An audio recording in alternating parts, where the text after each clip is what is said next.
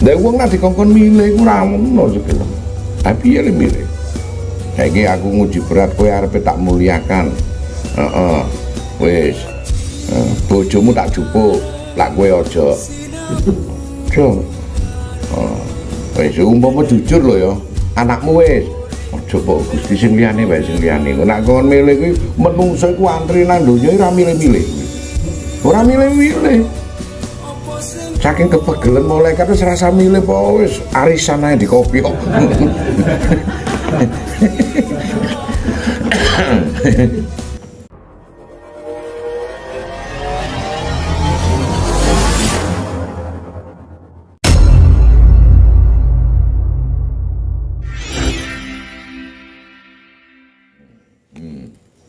Ora sapa sing kuat ning kita punya batasan. Allah tak akan menguji ya.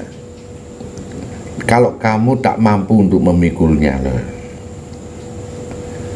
Jadi wis jelas ujiane sing sekirane kowe mampu banjur batasane jalan niku waktu itu kamu gugur di situ padahal Allah wis memperhitungkan kowe nak tak uji iki mesti mampu nglewati.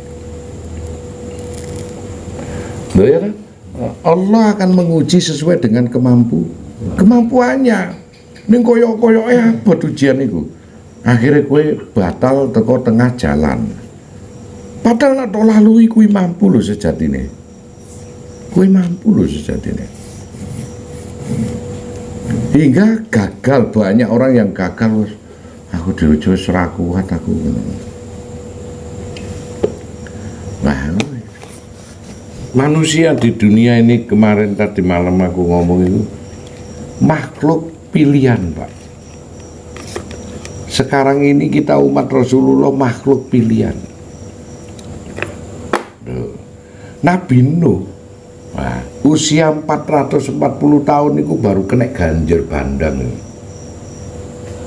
Banjir bandang. Wah, anak istrinya itu meninggal di depan mata beliau, ditulungi ora gelem.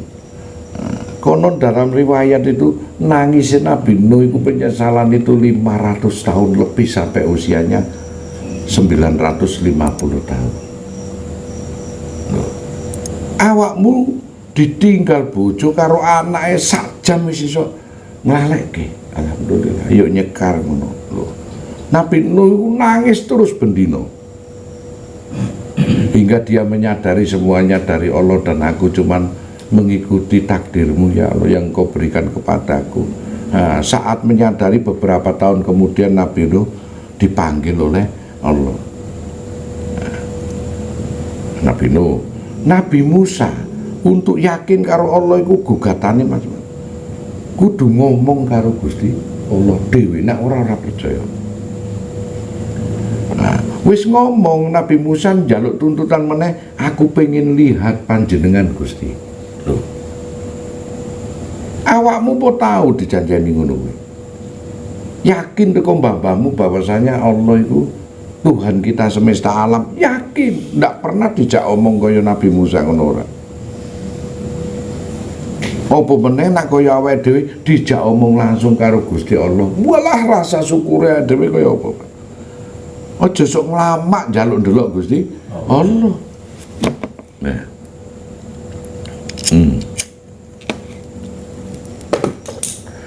Maknanya napa niki? Maknanya kan sudah jelas, Pak. Bahwa kita ini manusia pilihan, manusia yang insanul kamil, manusia paripurna. Sampai Nabi Musa itu berpikir enak yo dadi umate Nabi terakhir. Jikalau aku ingin memilih, nah, hidupkan aku jadi umat Nabi terakhir.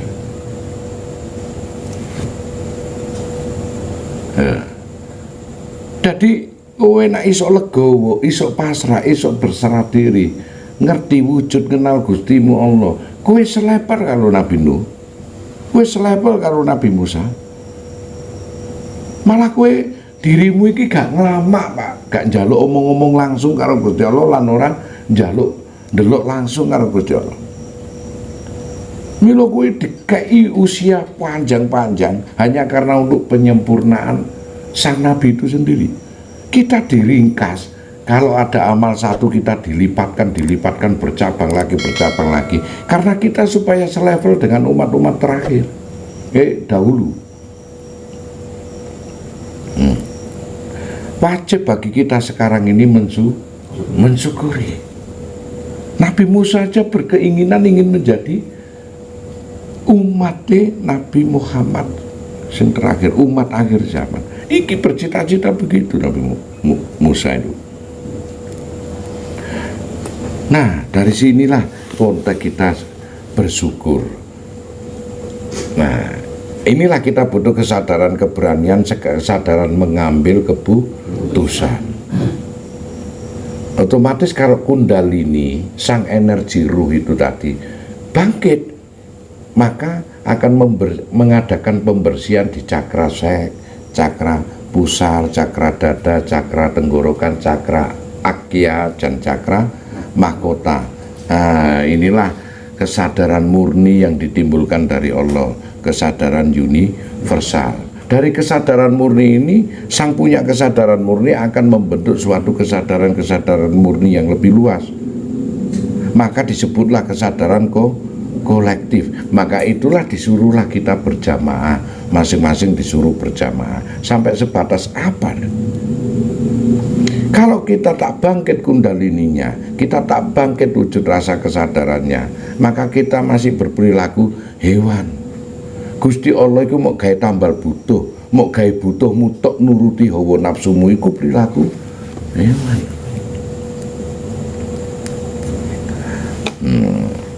Untuk mencapai titik kesadaran kundalini, beberapa syarat yang diberikan sama Allah. Nah ya, kau akan didropkan oleh Allah, hingga yang ada cuma di dalam dirimu hanya Allah dan Rasulnya. Didropkan. Wis tahajud, wis sholat duha, tapi kok yo ora diwene-wene itu yo ngene-ngene. Padahal Allah itu janji alisanu wa doa bahkan udu'unya astajib lakum, mintalah kepadaku niscaya ku beri. Tapi kok yo ora diwene-wene. Sebetulnya Allah sedang mau membangkitkan, hingga kau akan bertanya, who am I? Sopo aku sesungguhnya ya Allah. Disitulah bangkit sistem kundalini untuk menerangi cakra-cakra, yaitu keimananmu. Kalau dia bangkit membersihkan cakra sekmu, kowe gak deladap-deladap karo cawe itu. Satu, tentang hawa nafsumu sing berlebihan itu akan direm dengan sendirinya.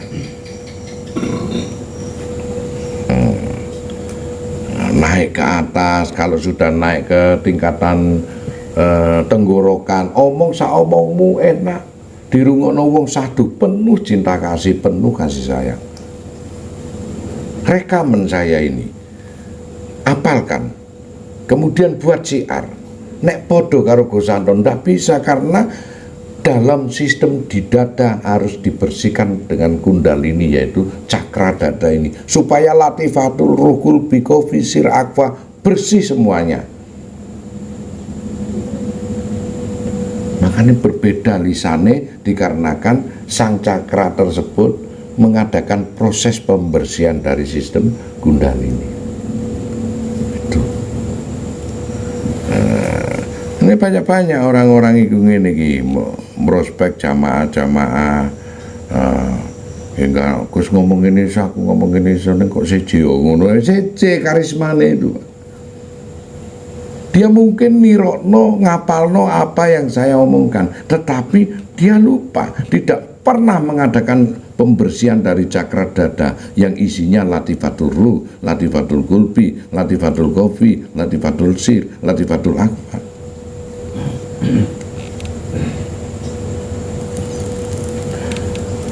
Ngomongnya podo kowe apal, tapi jerone energi ruhmu nol. Maka wong sing tak omongi bener aku niku.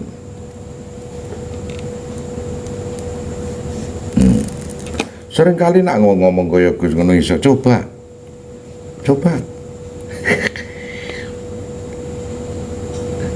Nah. Ada keterkaitan antara proses latifah ini dengan lisanmu. Bahkan ucap saucap bisa disili ucapane para wali, ucap saucap bisa disili ucapane Gusti Allah. Karena gak ada pembersihan di antara latifah, maka ucap saucap disili ucapane macan, ucap saucap disili ucapane wong gendeng iku. Nggak bisa, Pak. Kurang jero iki tak jerokno meneh, ora ono wong iki akeh sing nang ngene njaba kuwi. Nah, Gus ngajar kene dek ngono kok pinter karo Gus nggih. Ngene. Niku sedekah ekstrem iku sing ngarang kula kok ngono. Gus iku sing niru, apa diwalak-walik to. Ah niku sing anu. Gus iki malah sing gak ngarang, dudu ngarange nyampe noto, sing ngarang ya Gusti Allah ngawur. Duwe ya Gusti Allah iku. Wah sitok meneh niku apa pisone tarekat biyen niku saking kula niku tak ajari niku adike kula niku ngono. Macam-macam dek. Kau maju jangan menyingkirkan orang, kau naik jangan menjatuhkan orang, kau kepingin baik jangan memburuk-burukkan orang. Anak sing koyo ngono kuwi berarti latifahmu pertanyakan itu. Bagaimana lisanmu berbobot, Pak? Ayo. Iki muga-muga sing ngono oknum iku ngrungokke iki. Ya ta. Ngrungokke ana sing pemicu ana sing nganggo jenenge Gus Anton sampai mlebu YouTube iku mergo namaku dicemarno iku. Gus Anton jebute wonge ngabrak nang kene bahasan aku metu. Lho sanes e ngono jarene ngono iku ana wonge nang kono. Nah, itu. Jadi jangan sok mimpi ya. Kabeh iku mungkin jamaah yang ada di rumah, proses suaramu supaya bisa didengar orang dan bermanfaat, berbarokah, berfaedah, asal suara ini dari dalam. Proses latifahmu harus baik. Pengetahuan yang kamu timbulkan di sini, pikiran hingga disaring dengan lisan dan mampu didengarkan orang banyak, ini riyadhah dan mujahadah. Proses mengamati alam semesta dengan sempurna. Paham nih? Dirimu tak proses. Kalau baik, maka baik seluruh tubuh. Ila inafi jasadun mudugo dan waida soluat jasadu waida wasadat jasadu kululaya kulfi.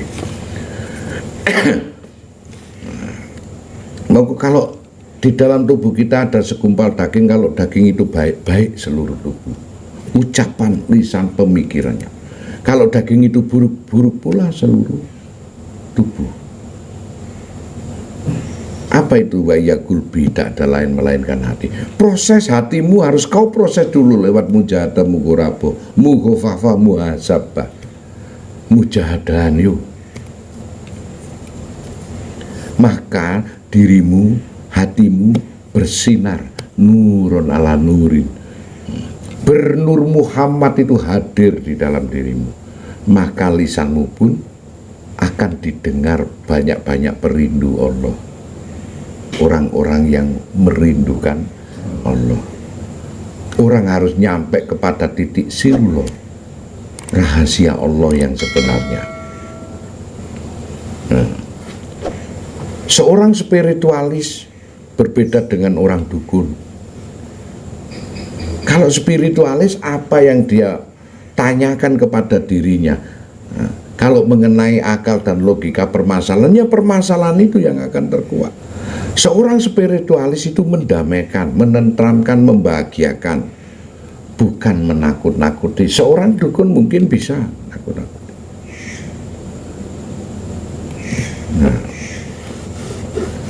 Tapi pun kita juga seorang spiritualis, jangan banyak merendahkan profesi seseorang. Gus keliru ini, mohon maaf, ini tidak menyindir dukun-dukun keliru.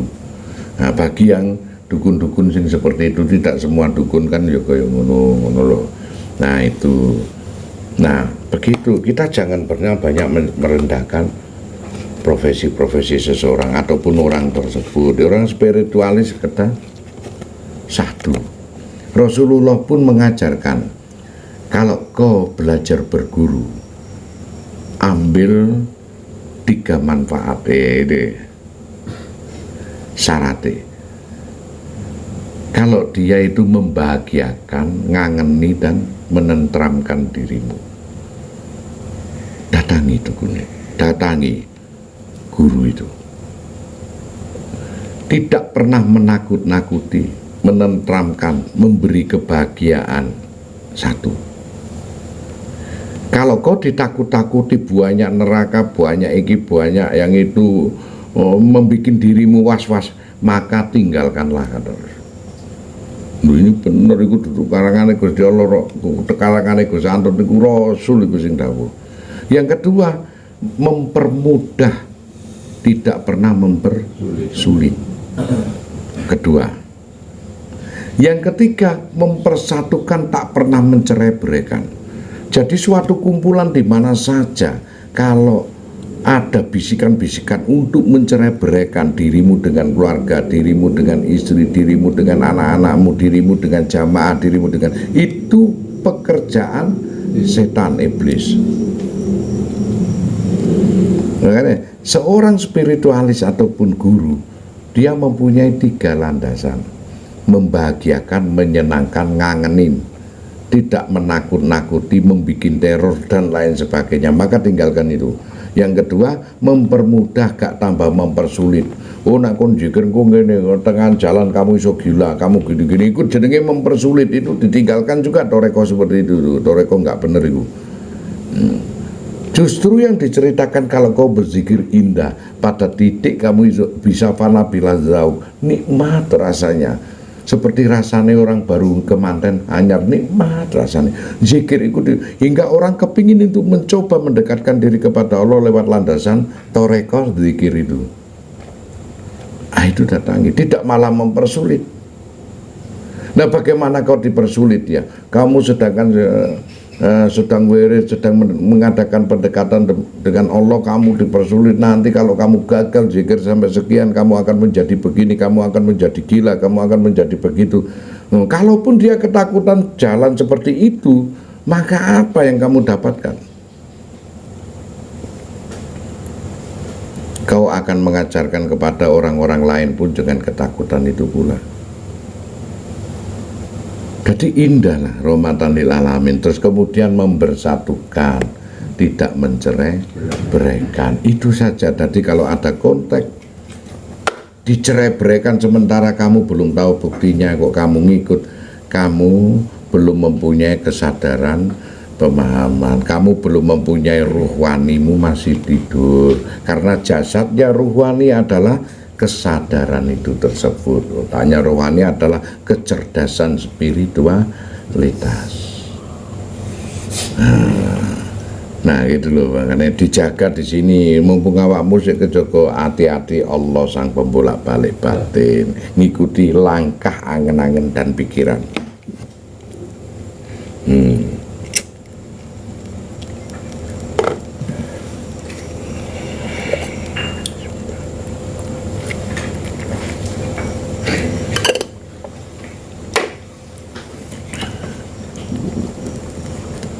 Terus tirakat kok ya ora rampung-rampung. Pirang tahun kan. Sekolah sarjana itu sampai pirang tahun. Sajane nak diculke ya wis rampung ya ngono. Umpama kowe iso matematika mung teko kali-kalian tok, ya kowe putus asa to nang SD, metu ra sekolah isone mung nggur apa? Ya kali-kalian to, ya rampung kuwi. Lah iya to. Ora mawene ra tambah-tambahan ya ngono. Isone mung tambah-tambahan tok karo kali-kalian, kurangan gak ngerti ya. Nak diculke, ayo entuke kuwi to.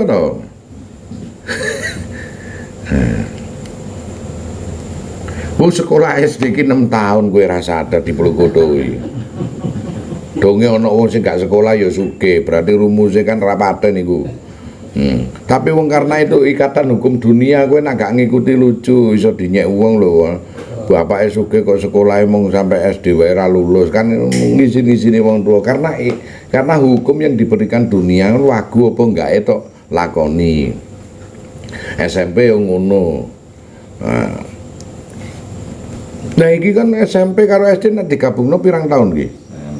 9 tahun, SMA ne 12. Durung mahasiswane ditambahi 4 tahun. Lho, 18 tahun kowe. Mek eruwe ngono, bobrok hatimu.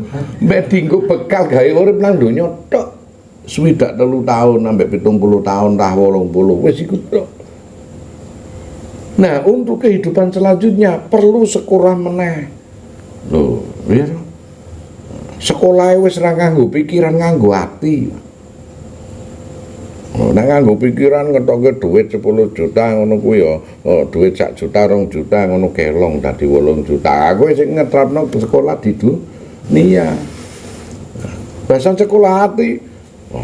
Sedekahe 4 juta. Yo ngetrapke dunia tinggal 6 juta nggo bayar arisan piye. Nggo ngeki Sri A ambek Juwati.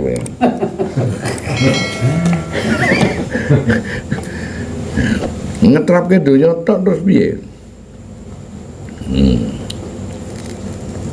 Nah kuwi ya sekolah dikei titel iku lho, dikei titel apa? Dunia, universitas, sarjana ekonomi, sarjana hukum. Wah, meneh gak diceluk kan karo malaikat doktor Amir.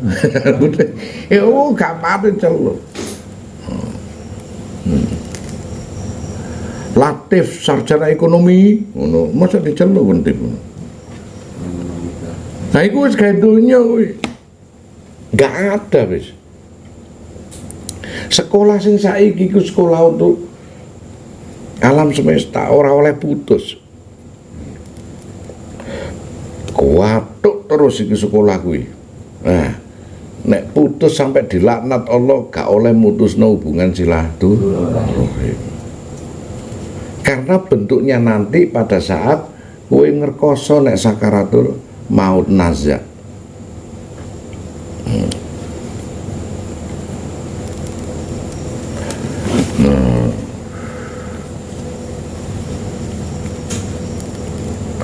Nah begitu loh. Jadi begitu kamu usia 40, 50, sang alam itu ngikuti prosedure. Hingga kowe terikat, tahu ilmunya nggak tahu ilmunya, awakmu berpikir sendiri, wah arep pensiun. Mesti kau berpikir sendiri, kemana setelah pensiun? Kalau kau berdurasi akhirat, akan kukuati ibadahku. Kalau kau tidak berdurasi akhirat, masih dunia, bisnis apa ya menikah untuk pesangon ini. Umpama kamu seorang pengusaha, sing uangmu berlebihan, dibatasi tidak dengan suatu seperti orang pegawai itu pensiun itu. Bagaimana Allah memensiunkan dirimu? Dengkulmu koplak, kon kena darah tinggi, stroke, wes leren. Apa di antara kamu diam itu dengan kursi roda? Yang kamu pikirkan taubat. Sedang taubat itu ada 2. Taubat lepasnya dosa-dosa kita, bagaimana menyerahkan diri kita kepada Allah, dan taubat mohon ampunan kepada Allah selama kurun waktu kita hidup di dunia ini sampai 40 sampai 50 tahun menurut umurmu masing-masing.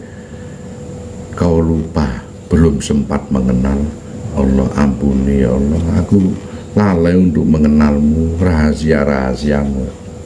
Sedangkan taubat pertama kowe kurang lakoni umpamu. Mbok matimu kaya apa? Kau membawa beban yang amat berat, percuma itu.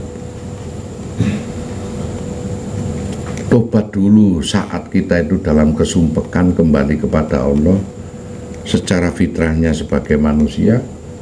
Tobat peleburan atas dosa-dosa kita, berbuat amar ma'ruf nahi mungkar, kembali ke jalan yang benar. Tobat yang kedua setelah kita kaget, maka kita belajar ilmu tauhid. Diawali setelah sholat tobat, ampuni ya Allah, dari usiaku yang 40 atau 50 sempat lalai aku bertemu denganmu, nanti kelak akan bertemu denganmu. Lalai aku belajar untuk mengenalmu lebih dekat. Nah, selama ini kita ini sudah diperbudak oleh urusan dunia. Yang jalankan kusirnya adalah hawa.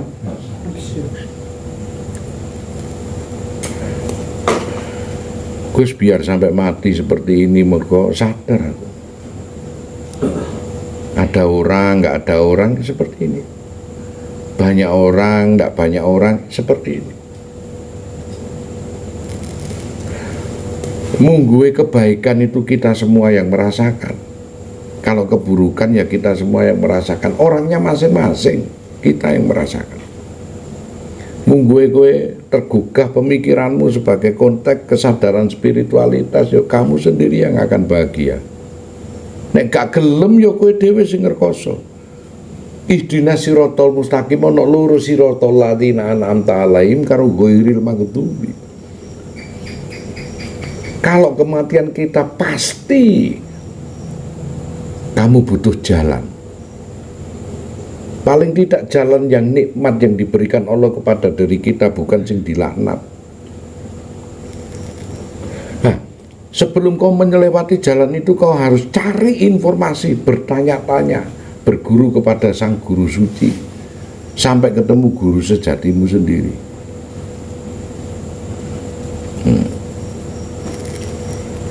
Sampai batasannya la raiba fihi hudalil muttaqin, tidak ada keraguan fihi di dalam diri kita, petunjuk sebagai orang yang bertakwa. Lari kemana kita besok? Semakin kau dihina orang, semakin kau dikucilkan orang, itu pertanda semakin kau dekat dengan Allah. Gak usah khawatir, setitik wong sing ngerti bahasa itu. Kalau ada orang bertanya tentang ruhku Muhammad, jawablah, ruh itu urusan Tuhanmu. Sangat sedikit wong sing mengetahui tentang ruh. Nah, jadilah manusia yang berkualitas. Dengan apa? Bangkitnya kesadaran spiritualmu, bangkitnya kesadaran pemahamanmu. Karena itulah badannya rohani kita. Akhirnya kau cerdas dalam menyikapi kehidupan. Itulah kecerdasan intelektualitas, kecerdasan emosionalitas, kecerdasan spiritualitas, ESQ. Emosional spiritualitas kuantit. Suatu unsur kecerdasan. Dibukanya suatu pemahaman kesadaran. Siapa yang membangkitkan proses kundalini, energi sang ruh itu? Kowe terjaga. Nah ini kan cakra dadamu diadakno pembersihan oleh kundalini, hingga hatimu zauk mengalahkan dohir. Kalau kau ngantuk jam sekian ini jam berapa? Jam 12 ya, jam 1.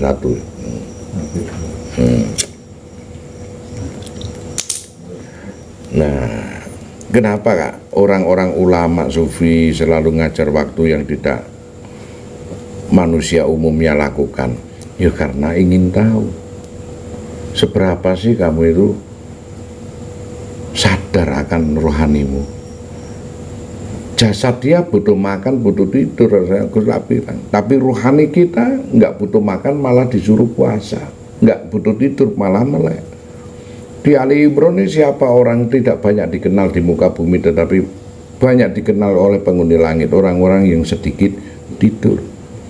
Secara analogi makna harfiah, orang yang sedikit tidur itu ya teko tidure mata, sering melekan begini. Tapi secara filosofi, kowe tetap terjaga, hatimu tak pernah tidur, pikiranmu tak pernah tidur, tetap terjaga.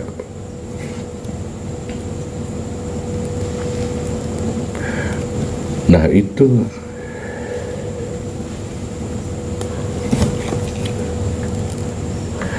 moga seorang yang sufi, ahli toreko, kalau ngaji itu njaluk sing malam sekaligus kita mendadar, memanfaatkan diri kita supaya lebih berkesadaran spiritualitas, mengalahkan jasadiah kita. Nah itu tadi dimpet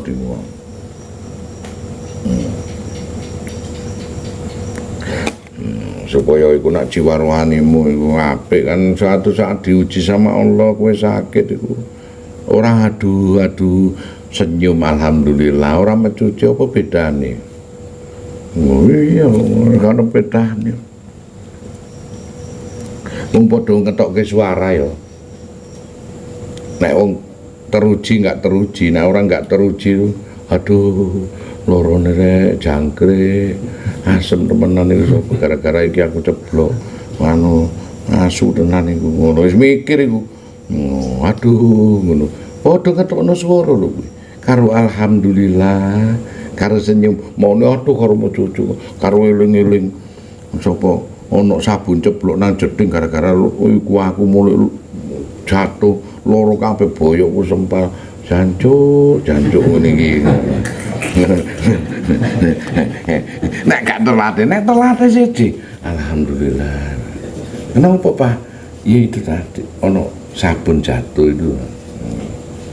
Wah anak arep seneni mungkin anak ini wis gak usah mah biarin aja lah biar sabar wis alhamdulillah alhamdulillah enak sing ngrungokno iku wong ngrungokno iso nangis. Nah cuma umpama ana wong ngrungokno lah iki kulinane misuan ya ngono kuwi ya. Delonan loro ae misuan. Engko nak wayahe malaikat Israil teko, sancuk loro ae. Membiasakan diri untuk spiritual di dalam itu ben enak ngono kuwi lho tadi. Alhamdulillah karo guyu. Ayo belajar. Ini nak loro iku aja mecucu kaya silit to. Hindari alhamdulillah ya Allah. Alhamdulillah angel kadang nak sadar ya baru nirokno iku. Ini nak ra sadar murang-muring kowe. Wong jenenge ngono pas loro kuwi wis ujian tenan iku.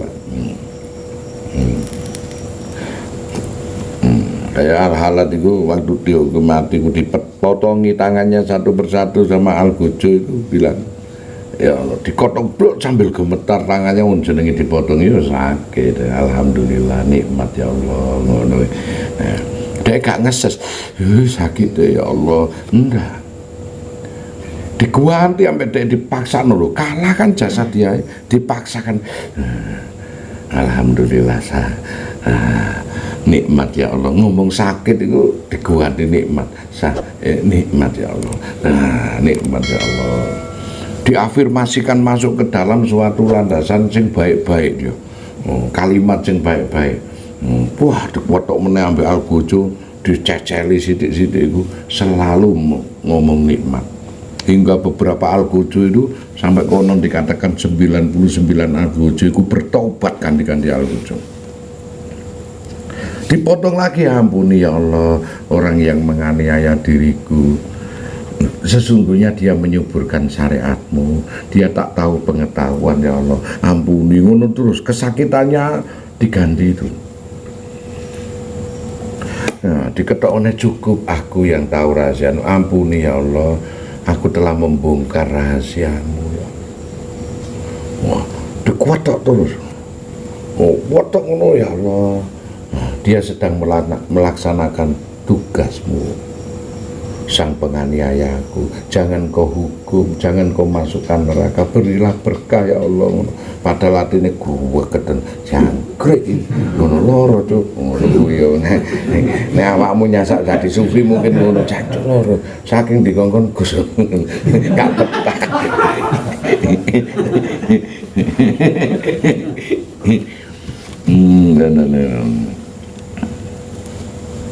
Nah ke disitulah makanya carilah berkah sing baik. Iki kan wis tuwek kabeh awake dhewe. Apa sing digoleki kuwi? Nek donya iku gak ono rampunge. Ya semakin kon ditempleki kita sudah agak lepas dari duniawi. Nek ditempleki donya meneh sesuk iki hati-hati, Pak. Hati-hati. Engko nek wis ditempleki kowe hanjut meneh ujian ngelosno meneh kuwi luwih hebat katimbang saiki. Hati-hati mumpung guru eling terus oleh ditempel donya sesuk eling terus lebih diarahkan dikembalikan kepada alam sana kelak itu dengan apa? Dengan nak gue sugih meneh sedekah yang berlebihan, sedekah yang ekstrim berlebihan. Harus berani tampil beda. Ojo mengluru setengah.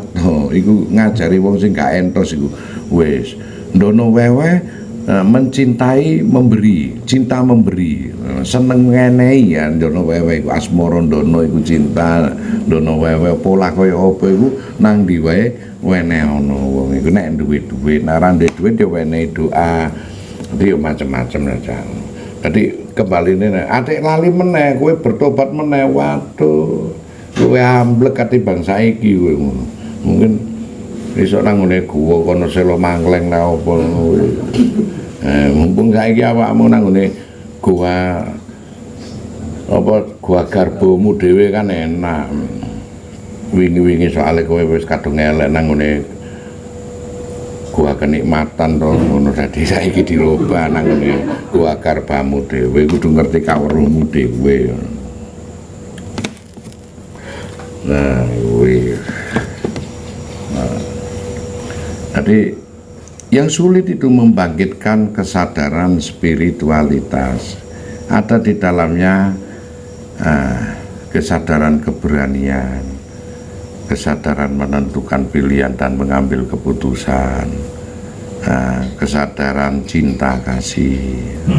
Jadi kesadaran cinta kasih itu apa yang dilihat aja kita cintai karena kita sedang menghormati penciptanya Allah. Di atasnya lagi ada kesadaran pemahaman, ada kebangkitan spiritualitas ini akan bangkit, kesadaran murni akan meruang lingkupi kita disebut kesadaran pencerahan, kesadaran nanti akan menjumpai juga kesadaran kedamaian. Damai kumpul sama siapa aja kita cinta damai. Jadi tidak ada ngadakno perlawanan permusuhan. Nah, kebanyakan di Indonesia ini masih kesadarannya dibanding manusia yang kesadaran spiritualnya bangkit masih pada tingkat yang rendah, mudah sekali terprovokasi. Jadi awakmu ojo sampai tanah gampang kok. Bondone moto bijak kuping budeng nek karo dhewe iki aja percaya to ngono nek gak krungu dhewe ku gak percaya ngono. Nah ini kesadaran tingkat rendah hanya dibisiki di telinga aja mudah sekali ya. Mudah sekali kok dikacaukan oleh setan-setan itu. Setan itu di mana saja berada. Nek kue salah mensifati ya itulah. Bentuk kejadian ya bisa dikatakan anugerah, bisa dikatakan setan kalau menggoda dirimu untuk ke sesuatu hal yang buruk. Enggak. Kalau suatu kejadian peristiwa itu dengan sama kejadiannya itu membentuk suatu kebaikan pada dirimu, anugerah. Kalau suatu kejadian perkara itu sebagai landasan ujian kemudian kamu tidak menyikapi tambah buruk, setan tadi. Setan itu akan berubah mancolo putro, mancolo putri, ya tadi malaikat, ya tadi setan, tergantung. Kalau dirimu kuat, malaikat yang menjaga, maka akan menjadikan anugerah. Istri yang ngono, iso widadari, iso diwusrani, lho, Betari Durga, lho. Wis pikiran dhewe wis rasa dijabarke. Lho, nek satu indah ayu padahal ya nun sewu kadang-kadang ya ora jangkep ana irunge ngono ya awakmu iso ngatakan ayu awakmu iso dadi widodarimu karena keindahan yang utama adalah keindahan hati. Nah, ayu-ayu ana gualak misuwan wah dewa serani Betari Durga kuwi. Betari Durga ibuke Bathara Kala wis cangkem. Ayo Betari Durga kuwi duwe anak Bathara Kala. Lha nggih mboten. Lho. Dadi waktu karo bojo sing galak kuwi adik kakak, anak dan ibu. Waktu Bathara Kala kuwi. Kowe nanti ku ngedepi Bathara Kala kok. Oh ya ngono. Motorke bojo nang pasar.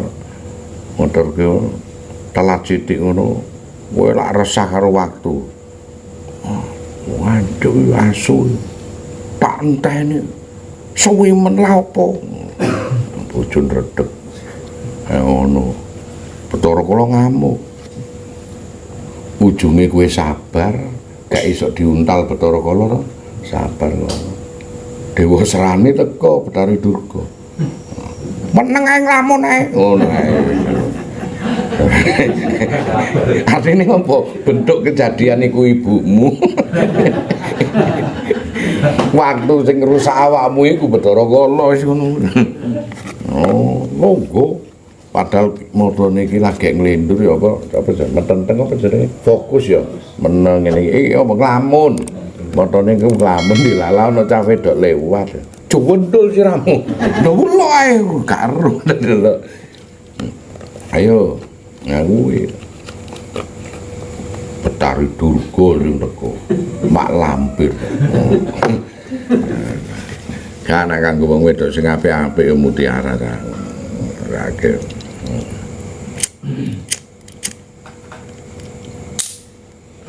umpama iso sabar karo waktu kowe meneng ya ngono kuwi kejadian dan perkara dari Dewa Seranine apa Betari Durgane kowe mau umpama kowe iso ngatasi Betari Durga ya kadang-kadang sing hadir iku sang waktu kuwi mau sang kala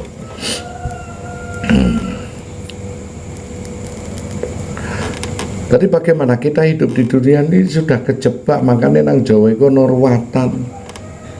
Diruwat, diservis, dirawat uripe ben gak kepangan Bathara Kala ben iso sabar. Landasane ngono ora mikir waktu.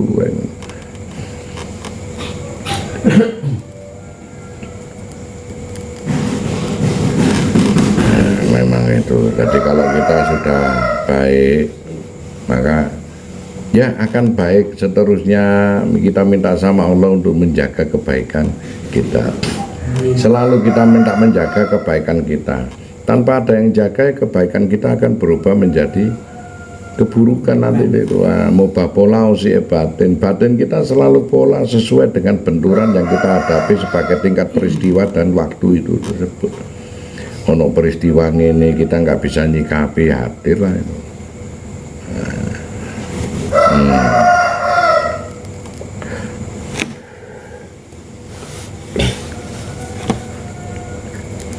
Ngoten nggih, iki para esuk iki jago sampai peluru iku nek tandha syariat apa malaikatmu mudhun. Dadi nek malaikat mudhun engko melok ngaji malaikat gak enak subuh iso turu iki. Ngono iki. Kita tutup mulai Al-Fatihah.